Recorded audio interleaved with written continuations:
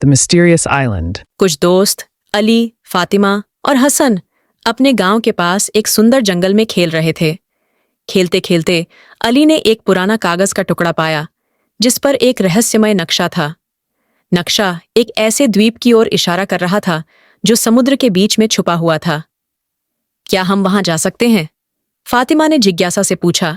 हसन ने कहा, हमें इस रहस्य का पता लगाना होगा। और इस तरह उनकी रोमांचक यात्रा की शुरुआत हुई। अगले दिन बच्चों ने अपने प्लान को असलियत में बदलने का फैसला किया।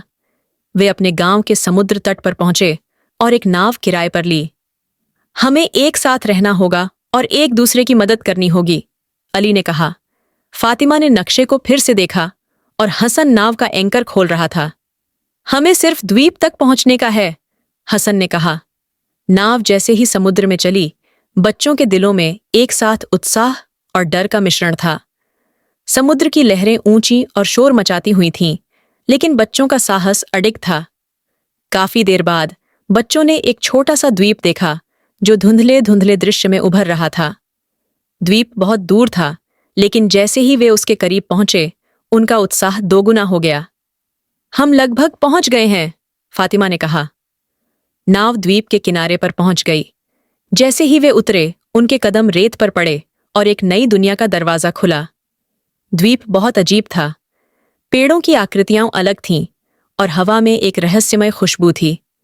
बच्चों ने तय किया कि पहले द्वीप के विभिन्न हिस्सों को देखेंगे।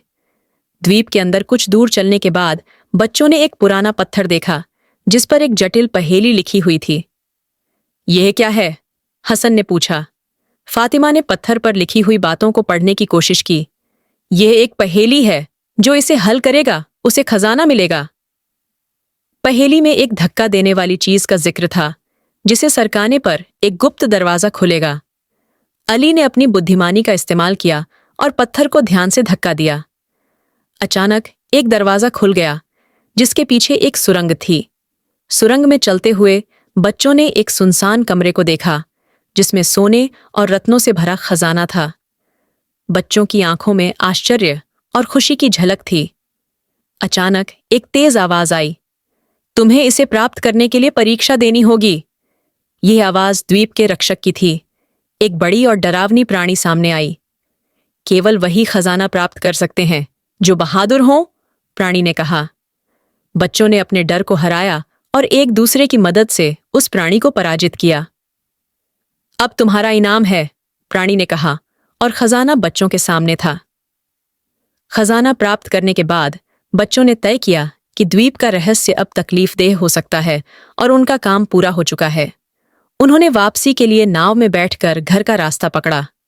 जैसे ही वे अपने गांव लौटे, बच्चों ने खजाने को गांव वालों को दिखाया, लेकिन उन्हें यह याद था कि असली खजाना उनकी दोस्ती और बहादुरी थी, न कि सोना और रत्न। इस कहानी का संदेश है कि सबसे कीमती खजाना वह नहीं जो हम खरीद सकते हैं, बल्कि वह अनुभव और दोस्ती है जो हमें जीवन में सच्ची खुशी देती है।